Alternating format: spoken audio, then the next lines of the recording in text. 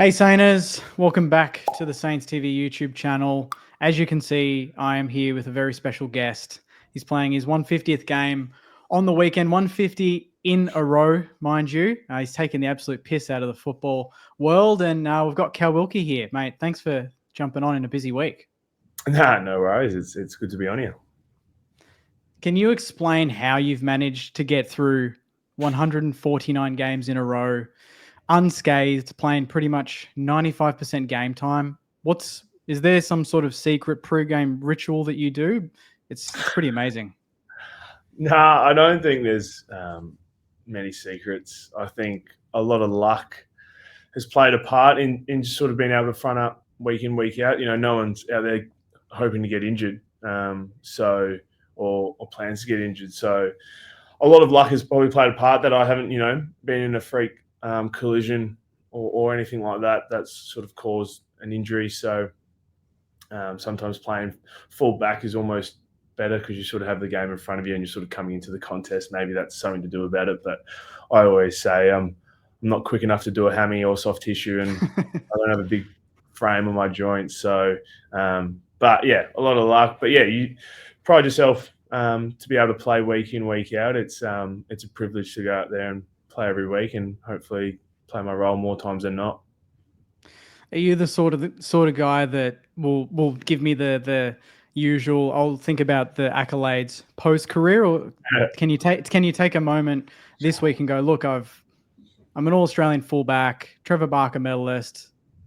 I'm doing all right at the moment, but there is more to come.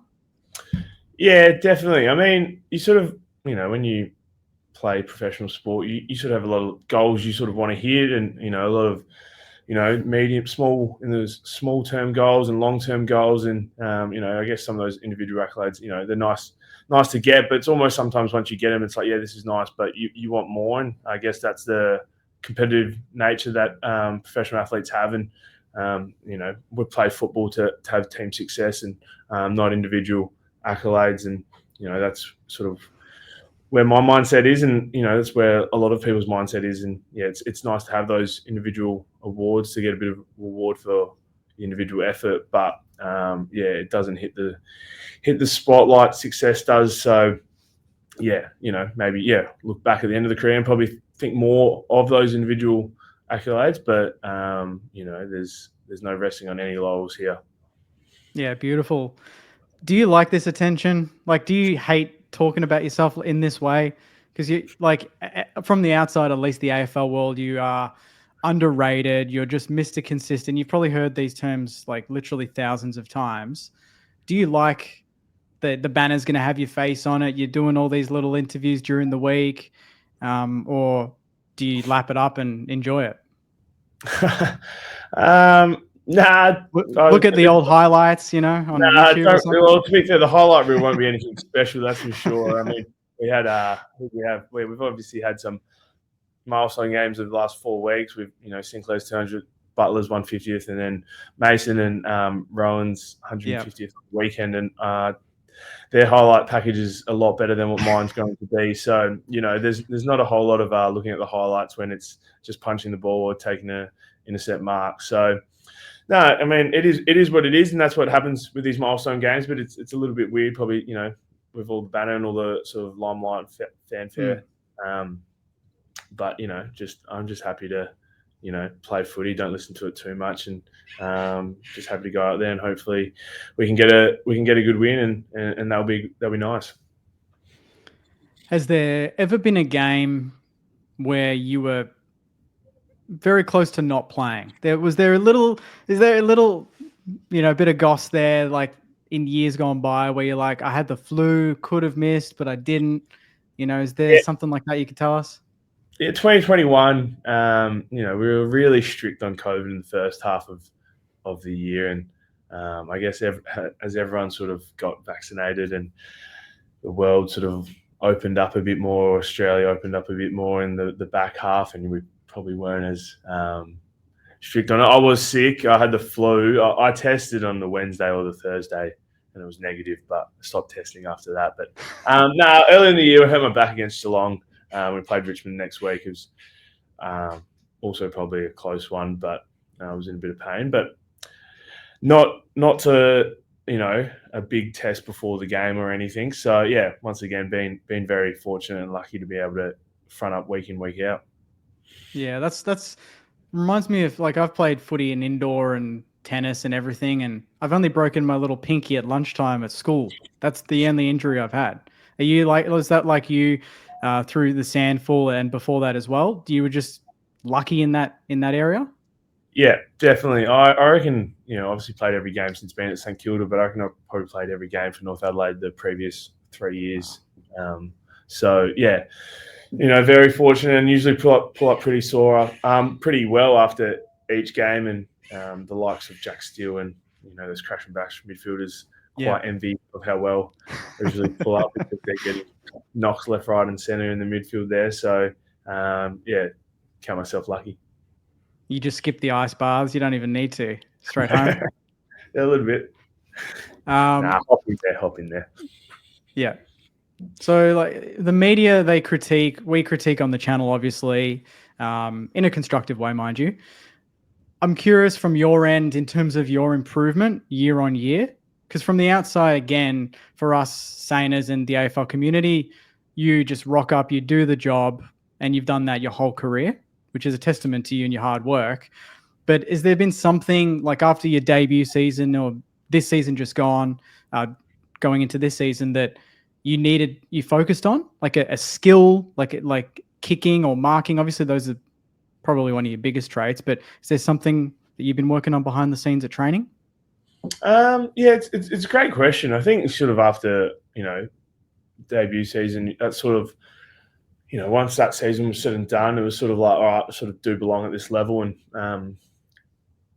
not knuckled in, but decided to sort of nitpick my game and where I can improve to sort of take it to the next level. And I'm sort of always, pride myself on contest work and that, and it's probably just trying to get myself to more opportunities to be able to impact and intercept the ball. And that sort of starts a lot with sort of, I guess, reading it and probably the reaction time to sort of get out and sort of find those opportunities more than I probably was doing. And but in saying that, probably after each year, sort of just progressively getting better, and improving, sort of just kept working at the little things. Like you make your strengths your strengths. You don't want to lose sight of that. And you sort of, I have an understanding of what my weaknesses are, and there's obviously a couple of them, and you want to make them better. But I sometimes feel you can get lost in trying to make your weaknesses, and especially so bad, trying to really improve them and forget the side of what makes you a good player. So there probably hasn't been one specific thing that sort of worked on, I guess, in a preseason, but it's probably just being able to impact more and being able to go and create more opportunities by intercepting the ball. And I guess over the last few years, since probably my All-Australian year, sometimes you get a little bit of attention from opposition. So something that you have to work through, which I never had before, and it sort of rattled me a bit, because usually playing on a forward. So some things like that have to work through a bit more, and that probably takes a bit more of a mental game rather than actually physically or talent based. So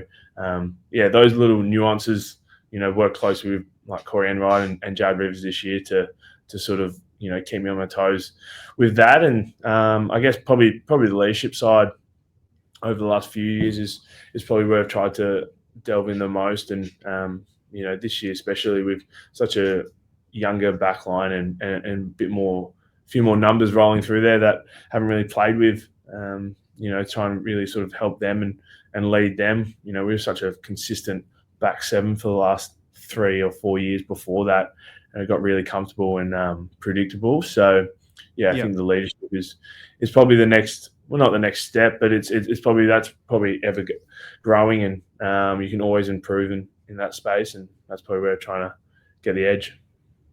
Mate, you're a step ahead on the footy field, but off as well, because that was literally like my next question in terms of the leadership, because you've had that sort of, I guess, that trio where it's been like you, obviously Josh Battle and Dougal Howard, and obviously Battle's gone to the Hawks. Dukes has unfortunately been injured all season, essentially, and you've had Tyroo down there. You've got Hasty down there as well. Hammer who I think has been excellent, by the way, and I think you two make a really strong duo. I guess you've answered that question, so I don't even need to ask it. I'm going to go straight to. Even my mum mentioned this, by the way. I had a call with her and I mentioned I'd be having a chat with you, and she says, "Happy 150," by the way. So, so you off the football field, are you that? Do you reflect what you are on the field, off the field, in terms of your demeanor, in terms of your calmness, your composure? Like, do you have color coordinated sock draw type thing going on, or like my are you partner completely probably different?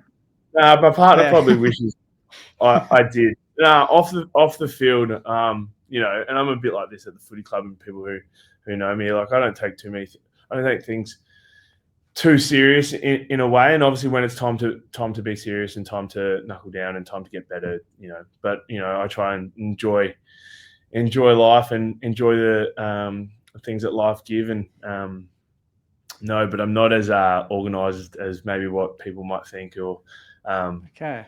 but no, I do try and take a lot of, you know, that determination, resilience, and you know, football's such a good you know, sport in terms of that sort of can translate to life and the lessons that it teaches you. But yeah, no, I'm a pretty laid back person that just likes to, you know, be social with his friends, and the relationships you form in football are, you know, and in sport are incredible, and they last a lifetime. So nah, I'm probably not as pedantic or organised as some may think, but I'm still pretty driven in terms of off-field stuff to sort of, you know, do things after football. So, but maybe a bit more organisation with cleaning up the house and stuff like that might be better. Yeah, bit of self-awareness there. That's good. That's good, Cal. A few of your teammates that I've asked, that I've spoken to over the years, have kind of labelled you the stingiest teammate, which I don't know if you can confirm or deny is true. But on to that, have any of them come up to you this week and said, "Look, it's your 150th on Sunday. I've got dinner. I've got lunch. I'll pay for the coffee." Is it like a birthday week? Can you get away with that sort of stuff? No, the stingiest teammate is an absolute lie. The only thing I get that from is because Brad Crouch hated me or got into me for years that I wouldn't buy a new car. True, it was Crouchy too. It was Crouchy, and it's all because I wouldn't buy a new car. That was it. And I was driving a 2010 Kluger that was still running perfectly, and there's no need to buy a new car. And the accountant in me knows that it's just a bad investment. Yeah.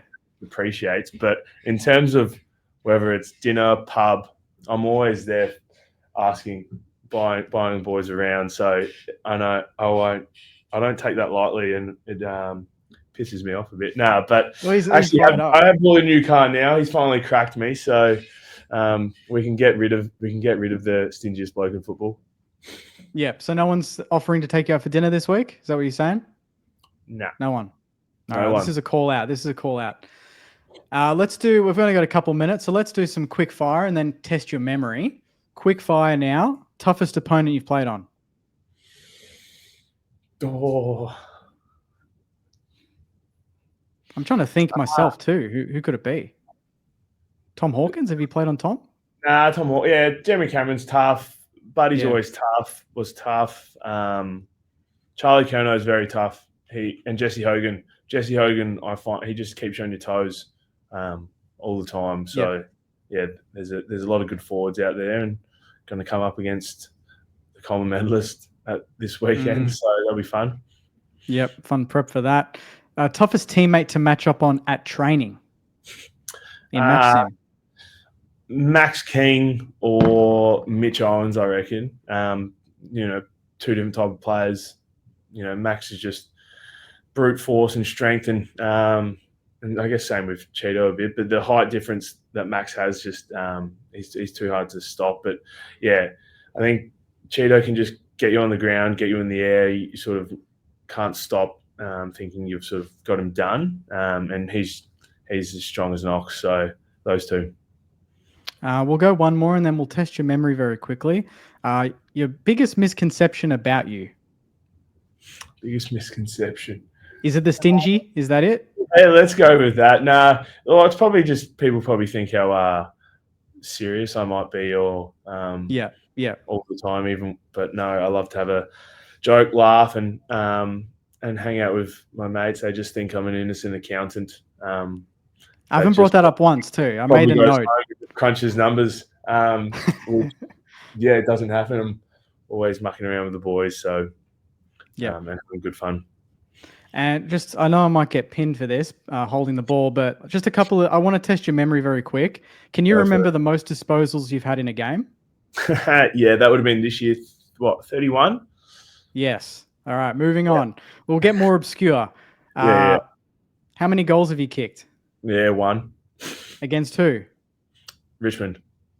When you Easy get near the 50 on the weekend, does that flash back into your brain, that goal? Anytime you get within distance, you're like, you know what? I almost just sometimes think I get a bit rattled knowing who's behind me, thinking we're going to let them over the back if the ball gets there. So no, don't get near 50 too much.